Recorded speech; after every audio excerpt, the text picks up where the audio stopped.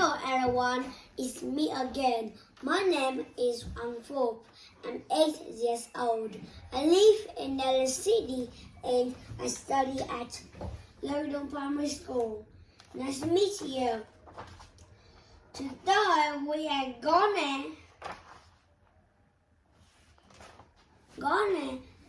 read our book, Chuck Walden Wilson, illustrated by Nick Serrat. Ranked new bestseller, The Longest Whale Song. Tinela's Love Remember. You read half of the book, everybody. No, it's near the end of this book. There is a bit more.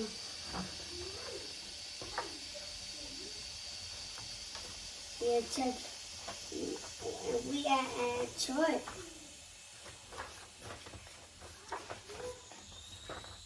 So we are at 42.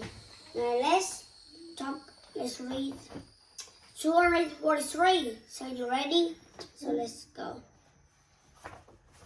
I'm nearly round. I felt a thrill of excitement. But surely she's wrong. I was only under the water a minute or so. Whales stay under so much longer. Well, she seems reasonably all right now, if a bit damp and shivery. We will keep an eye on her for a little while. Have our parents been told? Well, that's part of the problem, says Miss Anderson, and then she murmurs something to the doctor. They both peer at me anxiously. I'm starting to feel anxious too. I am all right now, aren't I? I have got another blanket around me and a huge sheet of tin foil so that I feel like a giant turkey. Every time I move, a crackle, so I lie as still as possible. But when I feel sick again, and I have to sit up, I start retching. And the doctor gives me an odd cardboard ball. I'm not very sick, but I feel so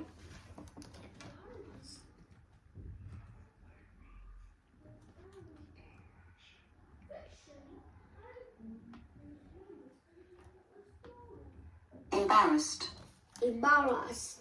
I feel so embarrassed doing it in front of Miss Anderson. She's lovely to meet her, holding my hair out of the way and rubbing my back.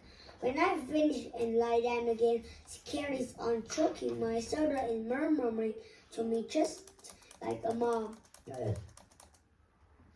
Oh, how I want my mom. I think I'm crying, but my eyes are shut. I feel so tired. I just want to sleep a little. Then someone's taking hold of me by the shoulders, shaking me, and I open my eyes. It's Jack. His face is gray-white. His eyes are bloodshot. He looks awful. Oh, Jack, is it Mom? I guess. No, you are tired. It's you, says Jack. He flings his arm around me and hugs me hard. We never hug. We mostly never even chat. Yet this Jack, particularly lying on me. He tells us he is taking my face. I want to push him away. It's not my dad. It's only my stepdad, and I don't like him. I never liked him, but he's all I have got, and my arms go around his neck and I hang on tight. Ah, you can't swim, can you? Says Jack, his voice muffled against my head. Not really. Well, just a little bit. But they said you deliberately went under the water and stayed under as if you were trying to run, Jack says. What? No, I wasn't trying to run. Though I nearly did, they said. So what on earth were you playing at? I was playing at being a whale, I said truthfully. Oh, for God's sake, you and the red whales, says Jack, and he starts thinking, are you crying? I whispered. I'm almost laughing because you should and it idiots. Don't you dare play some tricks like that again.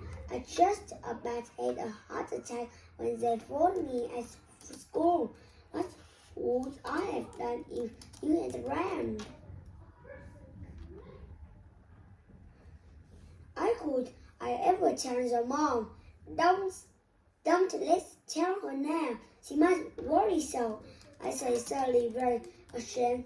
You bet she will worry. So we don't tell her, but you promise me you will never ever do anything as that again. I promise. Jack, can we go upstairs and see Mom now? Not to say anything, just to see her. I don't see why not. When they given you another check-up to make sure you are okay, tell riders in the swimming gear. What happened to the clothes? Luckily, Miss Anderson has had the presence of mind to bring them with her. She has another whispered conversation with Jack while I'm getting rest. Then she comes and sits beside me. Ella, your dad says it was a silly accident. Is that right?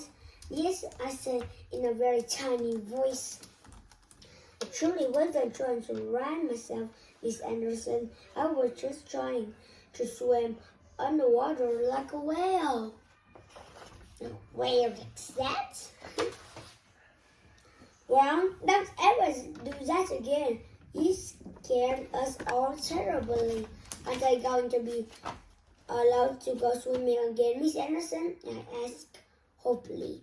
Yes, but we will be watching you like hawks and woe betide you try any tricks like that ever again, she says. Ella, I know it's very bad time for you at the moment, but you do know you can always come and have a little chat with me whenever you need to. Yes, Miss Anderson, I say, but the only person I really want to chat to is my mom. But Jack's right. I can't tell her about nearly running because if she hears that, she will start worrying so badly. So when the doctors say I'm perfectly okay,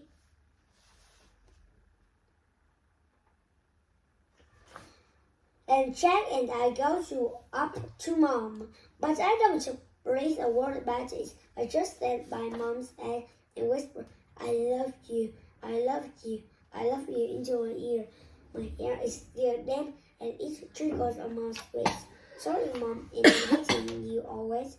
I was just pretending to be a whale. I say. Jack frowns at me. So if I'm wet like whale, I can sing you my special love song. I say. I told you about the humbug who's 72 hours didn't I? I wonder if he found a special lady love access all that time. I do hope so. If I sing you a love song for 22 hours, breaking it up into little bits. 10 minutes here, 22 minutes there. Will you wake up then? Will you open your eyes and smile at me and then tell me you love me back? I'm sighs, so really sighs. I hear her crying. I look at Jack. He's here too. Sue, he says, urgently, gripping her hand. She doesn't move. Her eyes slashed. She doesn't make any more sense, but we both know what we hear. Don't be too excited, Ella. The nurse all say it doesn't really mean anything. It's just something she does involuntarily. All the machines show she's deeply unconscious. She's not going to talk to machines, is she? I say, she's trying to talk to us, Jack. I hope so. And we will go on talking to her. Of course we will, says Jack. Can we stay a bit longer now? Well, I've left my class totally in the lodge. But yes, why not? So we sit one on each side of Mom, and we are allowed to stay even when the nurses wash her and wipe her eyes and check all her tubes and gives her a clean nightgown. Mom's got a really pretty new nightie at home. Can she wear that one day?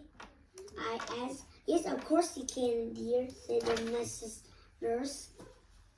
She's got Niall, and she got lovely short hair and a smiley face. Some of the nurses treat Mom just like she parts of the hospital bed. Some of them treat her like a doll, which is even worse. Niall treats Mom like a proper person. She's always very gentle with her and talks softly to her all the time. Now, so I'm going to peer into the eyes. It won't take a minute. There now, you've got lovely blue eyes and just long dark lashes. I bet you don't ever need to confuse with mascara. When she checks Mom's pulse and blood pressure, she holds her hand afterwards, giving her a little massage, smoothing her fingers out, and takes in finite pace to get Mom laying in a comfortable position. Get a move on, Niall. Dr. Clegg's due any minute, says one of the nurses rushing past. Touches up straight Dr. Clegg. He's so concentrated. Good. There's all sorts of things I want to ask him. Niall pulls a face. You will be lucky, he says. I think you will have to make an appointment. Yes, but I could just have a few words with him. Nah, well, can you try? But I rather think his wife was to make an appointment to ask him. But he wants for a super. He's that kind of fellow. We see what she means when Dr. Clegg parades down the ward. Little encourage groveling behind him. Lovely Dr. Wilmot is there, and she smiles at me and asks hello. Dr. Clegg is a tall thin man with a long nose. It's very easy for him to look down at his mouth is thin too, and doesn't look as if it knows how to smile. It wasn't aware that we just checked our visiting hours, he says crisply, standing at the foot of Mom's bed.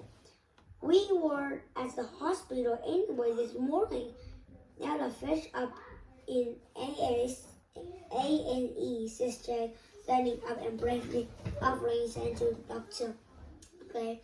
And Jack Winters, Sue's husband. I just like to ask you. Yes, Mr. Winters. We will have a proper meeting to discuss our wife's condition. You can make an appointment through my secretary. Yes, I know, but as we are both here now, you can tell me if my wife made any progress whatsoever, and just what sort of treatments you have got in mind for her. Dr. Clegg sighed. The wife is in a stable condition. There's no sign of any chest infection, no pressure.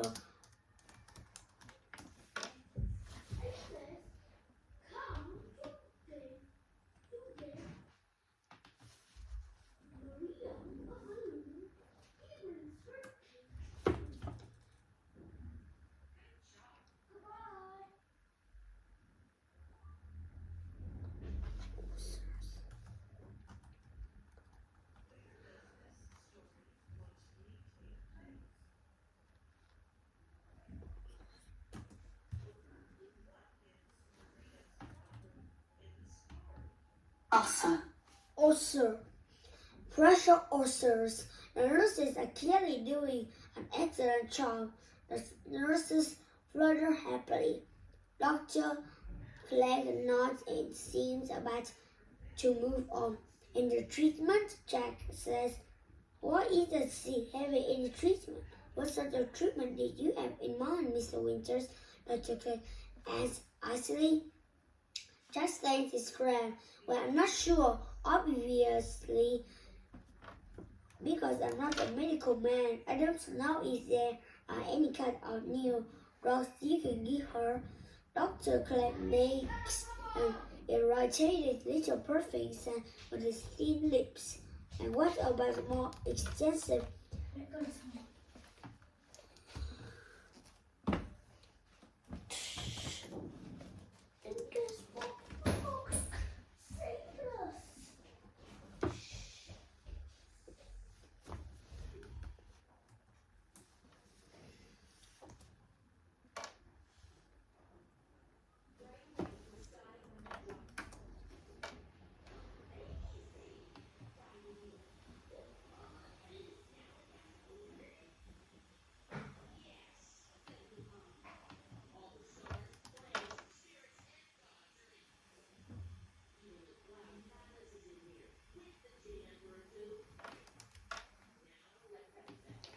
Physiotherapy.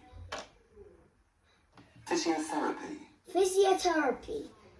Physiotherapy, Jack says desperately. Something to help her get her moving, or a special therapist to help her learn to talk again. Mr. Winters, I'm not sure you quite understand. Presently, the wife isn't responding to any sort of stimulation. She's in a profound state of unconscious.